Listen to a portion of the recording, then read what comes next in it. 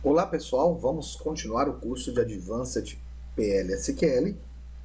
Vamos agora para o capítulo 2, onde falaremos sobre cursores. Para vocês programarem PL/SQL, cursor é fundamental, tanto para fazer tuning. Tá ok? Meu nome é Pedro Carvalho, está aí meu site pessoal e o meu contato para dúvidas, ok?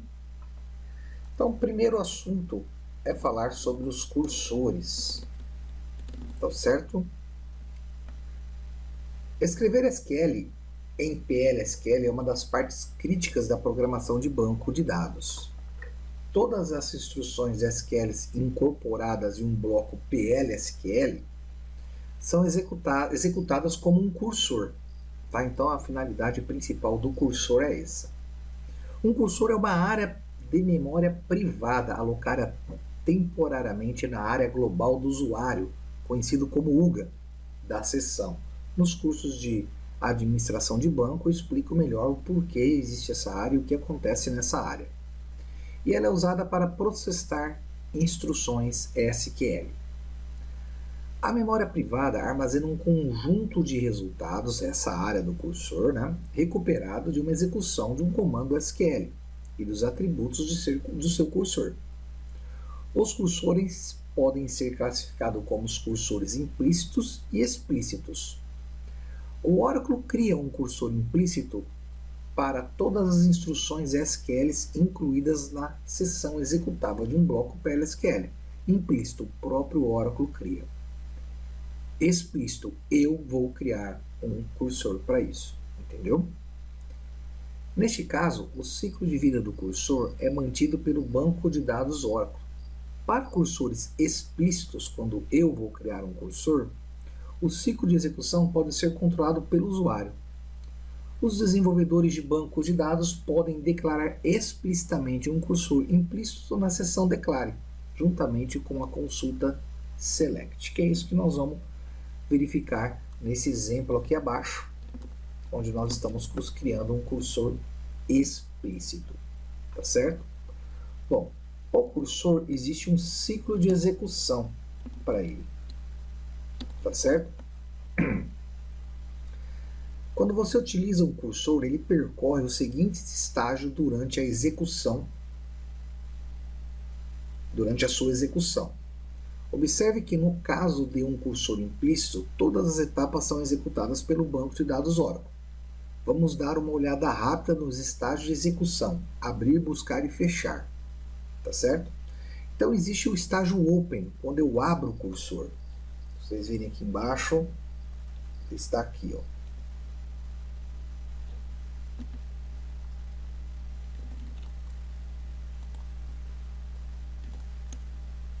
Quando eu abro o cursor, criei o cursor lá em cima,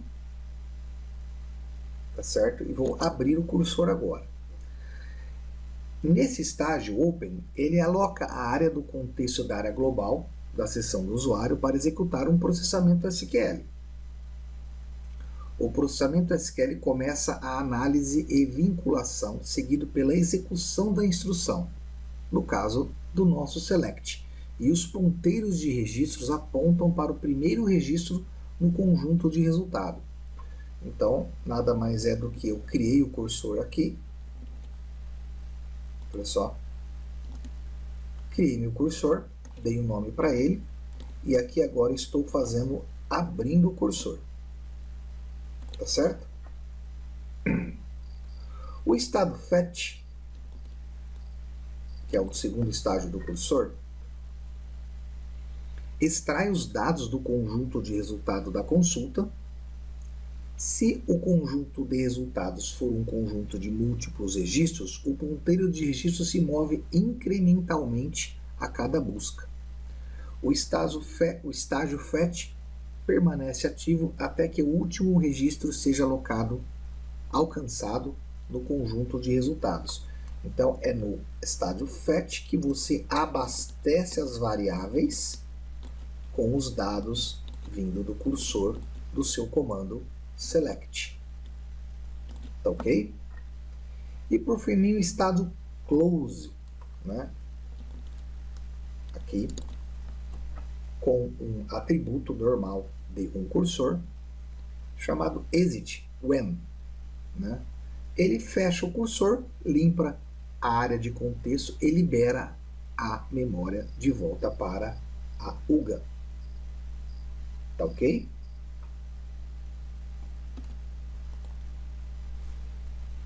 E agora, retornando aqui, vamos saber sobre os atributos dos nossos cursores. Tá? Eles contêm informação sobre o processamento do cursor em cada estágio de sua execução. Raw Count, que é o primeiro aí.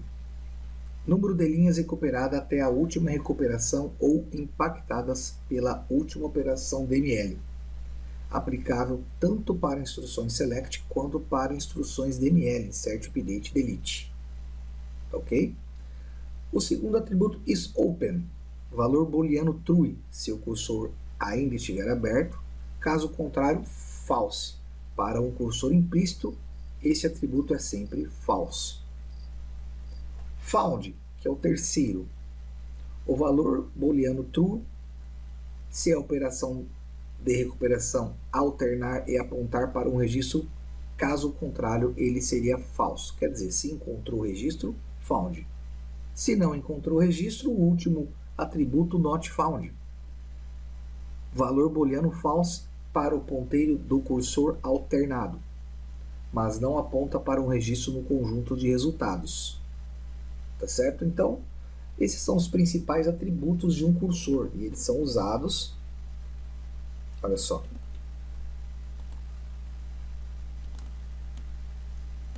Se não encontrou o registro, sai quando acabou. Is open, se ele está aberto. Mostra os resultados. Tá ok? Vamos entrar em maiores detalhes na hora de mostrar esse código para vocês. Tá ok? Então vamos diretamente para o código. Tá certo? Dou um server output on. Faço um declare. Abro meu bloco anônimo. Crio minhas duas variáveis com o mesmo tipo de dado da tabela implore first name e da tabela implore last name. Isso é uma técnica que vocês têm que usar. Crio o meu cursor e o meu comando select, que vai ser buscado. Ok?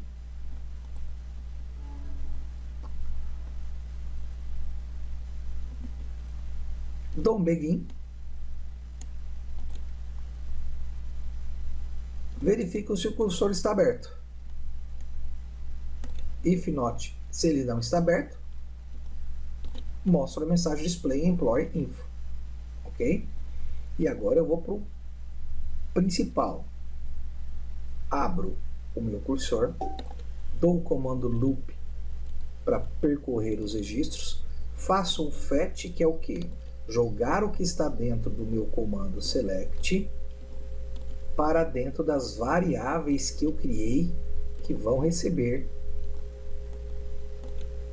os dados. Ok? E aqui, por final, eu somente dou um display para mostrar as informações. Tá certo? Display information, olha aqui mais um atributo de cursor raw count. Nós vamos ver o resultado. Fecho o meu looping e fecho o meu bloco anônimo. Tá certo? Vamos executar o comando agora.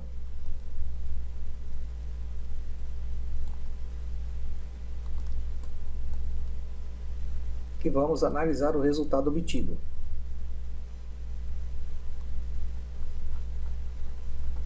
Olha aí, todos os dados vindo, com suas numerações, o nome e o sobrenome. Tá ok? Olha só, vamos até no começo para mostrar essas informações. O cursor está aberto, que é o primeiro comando que nós vimos, e ele começa a fazer a contagem. Nome e sobrenome. Nome e sobrenome de cada um. Ah, mas eu poderia fazer isso tudo com o comando select? Poderia fazer tudo isso com o comando select. Só que, caso eu queira trabalhar a informação aqui dentro, abastecer uma outra tabela, fazer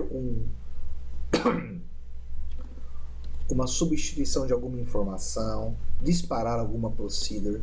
Por isso que existe o nosso PL/SQL, que na verdade é você trazer por um cursor os nossos comandos selects e estarem sendo executados dentro do nosso bloco anônimo. Tá certo? Então, uma simples revisão de cursores básico aí para darmos sequência a esse curso de Advanced PL/SQL. Tá certo? Abraços e bons estudos!